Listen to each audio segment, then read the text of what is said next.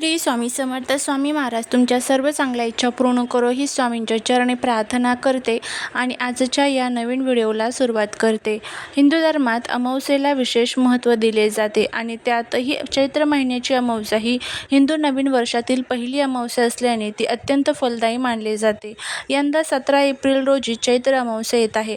आजच्या या व्हिडिओमध्ये आपण पाहणार आहोत अमावस्येचा शुभ मुहूर्त, या दिवशी काय करावे, काय टाळावे, कोणत्या चुका टाळाव्यात आणि सर्वात महत्त्वाचं या दिवशी अतिशय प्रभावी असा आपल्याला हा एक उपाय करायचा आहे. हा उपाय जर आपण केला तर शत्रू तुमच्यासमोर लोटांगण घालेल, घराची, पतीची, मुलांची खूप प्रगती होईल. असा हा प्रभावी उपाय कसा करायचा याबद्दलची संपूर्ण माहिती आज या व्हिडिओमध्ये मी तुमच्यासोबत शेअर करणार आहे. त्यामुळे व्हिडिओ हा स्किप न करता शेवटपर्यंत नक्की पहा. चॅनलवरती नवीन असाल तर चॅनलवरती सबस्क्राईब करा आणि असेच माहितीपूर्ण नवनवीन व्हिडिओ पाहण्यासाठी बेल आयकॉनलाही प्रेस करा, म्हणजे जेव्हा कधी मी नवीन व्हिडिओ अपलोड करेल त्याचं नोटिफिकेशन सर्वात अगोदर तुम्हाला भेटेल आणि तुम्ही एक पण व्हिडिओ मिस करणार नाही. त्याचबरोबर कमेंटमध्ये श्री स्वामी समर्थ लिहायला अजिबात विसरू नका. चैत्र महिन्याच्या कृष्ण पक्षातील अमावस्येला चैत्र अमावस्या म्हणतात. यंदा ही तिथी 17 एप्रिल रोजी येत आहे. या दिवशी सकाळी लवकर उठून पवित्र नदीत स्नान करणे किंवा घरीच अंघोळीच्या पाण्यात थोडे गंगाजल टाकून स्नान करणे अत्यंत शुभ मानले जाते. चैत्र अमावस्या ही पितृदोषातून मुक्ती मिळवण्यासाठी सर्वात उत्तम मानली जाते. या दिवशी आपल्या पूर्वजांच्या नावाने तर्पण किंवा श्राद्ध केल्यास त्यांचे आशीर्वाद मिळतात आणि घरातील कलह दूर होतात. या दिवशी गरिबांना अन्न, वस्त्र किंवा काळे तीळ दान करणे खूप पुण्यकारक मानले जाते. अमावस्येला पिंपळाच्या झाडात विष्णू आणि लक्ष्मीचा वास असतो असे मानले जाते. त्यामुळे संध्याकाळी पिंपळाच्या झाडापाशी तेलाचा दिवा नक्की लावावा. जर तुमच्या कामात वारंवार अडथळे येत असतील तर या अमावस्येला हे उपाय नक्की करा. माशांना पिठाच्या गोळ्या खाऊ घालल्याने धनप्राप्तीचे मार्ग मोकळे होतात. अमावस्येच्या दिवशी काळ्या कुत्र्याला तेल लावलेली भाकरी खाऊ घातल्याने राहुकेतूचे दोष कमी होतात. घराचा मुख्य दरवाजावर आणि तुळशीजवळ दिवा लावल्याने नकारात्मक ऊर्जा दूर होते. अमावस्येच्या दिवशी काय करू नये? अमावस्येच्या दिवशी मांस, मदिरा आणि तामसिक अन्नाचे सेवन करू नका. कोणाशी वाद घालू नका किंवा अपशब्द बोलू नका. अमावस्येच्या रात्री उशिरापर्यंत बाहेर निर्जन ठिकाणी फिरणे टाळावे, कारण या काळात नकारात्मक शक्ती अधिक सक्रिय झालेल्या असतात. यंदाची अमावस्या खूपच खास आहे, कारण या दिवशी अनेक वर्षांनंतर अतिशय दुर्मिळ आणि शुभ योग जुळून येत आहे. हे योग नेमके कोणते आहेत आणि या दिवशी काय केल्याने तुम्हाला अक्षय पुण्याची प्राप्ती होईल हेही आपण आज पाहणार आहोत. त्यामध्ये चैत्र अमावस्येला विक्रमी अमावस्या असंही म्हणतात, कारण पहिले पितृ कार्य या दिवशी केले जाते. पापमुक्ती आणि स्नान या दिवशी केले जाते.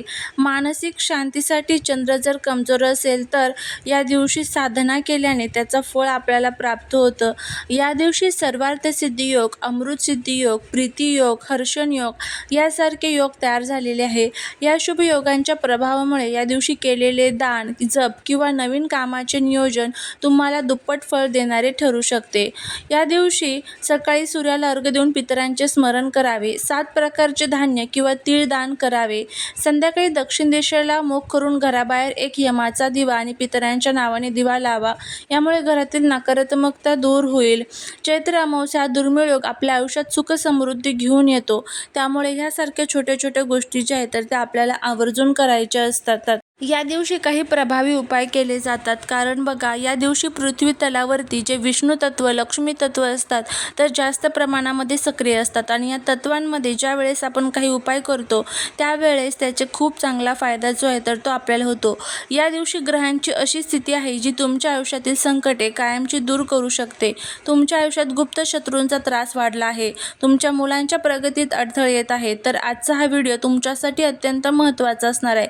आज मी तुम्हाला एक अतिशय प्रभावी असा उपाय सांगणार आहे. बघा, अमावस्या तिथी ही सर्वात महत्त्वाची तिथी असते आणि त्यातील चैत्र अमावस्या ही वर्षातील म्हणजेच मराठी नवीन वर्षातील पहिलीच अमावस्या असते.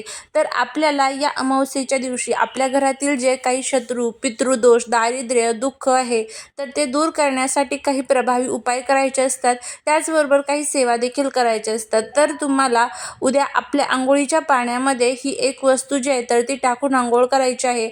या उपायामुळे काय होईल तर शत्रू तुमच्यासमोर लोटांगण घालेल, तुमच्या घराची, पतीची, मुलांची खूप प्रगती होईल आणि त्याचबरोबर अखंड लक्ष्मी प्राप्त होईल. घरातील दुःख दारिद्र्य संपेल. असा हा प्रभावी उपाय कसा करायचा हे आपण आजच्या व्हिडिओत बघणार आहोत. त्याचबरोबर उपायांबरोबर काही सेवासुद्धा आपल्याला करायच्या असतात. मग यामध्ये तुम्हाला उद्या कोणकोणत्या सेवा करायच्या आहेत तर सर्वात प्रथम म्हणजे कनकधारा स्तोत्रमचं हे पठण आवर्जून करावं. नाही तुम्हाला पठण करणं शक्य तर तुम्ही श्रवण करा. ललिता सहस्रनामचं पठण करणं शक्य असेल तर ते देखील तुम्ही करू शकता.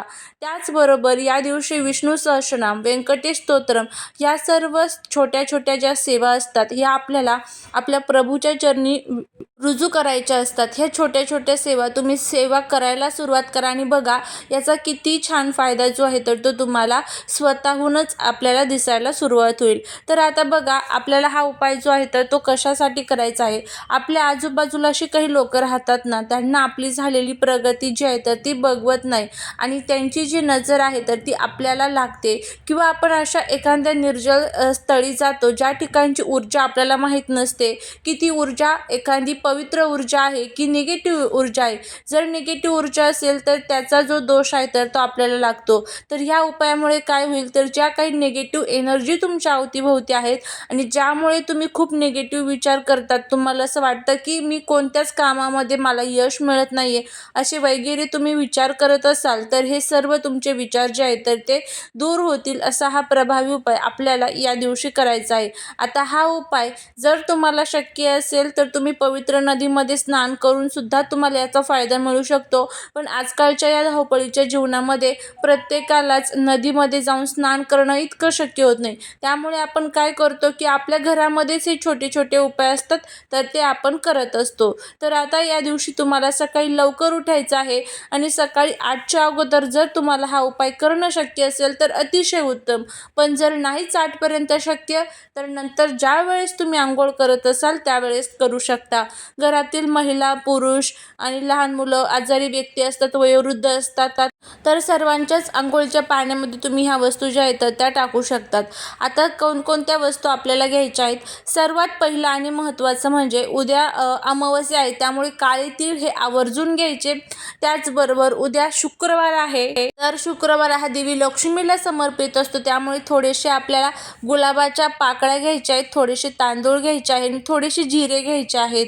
तर ह्या सर्व वस्तू ज्या आहेत त्या एकत्र करायच्या. आता जर तुमच्याकडे गुलाबाच्या पाकळ्या नसेल, गुलाबाचं फूल नसेल तर त्याऐवजी गुलाबाचं अत्तर टाका. गुलाबाचं अत्तर नसेल तर त्याऐवजी तुमच्याकडे जे कोणतं अत्तर असेल ते टाका. थोडेसे तांदूळ टाकायचे आहेत, थोडेसे जिरे जे असतात तर ते आपल्याला टाकायचे आहेत. अशा ह्या सर्व लक्ष्मीकारक वस्तू आपल्याला घ्यायच्या आहेत आणि ह्या सर्व वस्तू तुम्हाला तुमच्या आंघोळीच्या पाण्यात टाकायच्या आहेत. थोडंसं गंगाजल 1 चमचाभर त्यामध्ये टाकायचं आहे आणि त्यानंतर तुम्हाला आंघोळ करायची आहे. आंघोळ करत असताना हा जो मंत्र मी तुम्हाला सांगत आहे तर तो तुम्हाला म्हणायचा आहे. मंत्र अशा पद्धतीने आहे. गंगेच यमुनेचैव गोदावरी नर्मदा सिंधू कावेरी जलस्मिन् सिन्धी कुरु. हा जो मंत्र आहे तर तो म्हणा. हा मंत्र तुम्हाला म्हणणं शक्य नसेल तर त्याऐवजी तुम्ही श्रीराम जय राम जय जय राम किंवा श्री स्वामी समर्थ किंवा ओम नमो भगवते वासुदेवाय नमः यापैकी कोणत्याही मंत्राचा जप करा. करून बघा, फायदा होईल. श्री स्वामी समर्थ.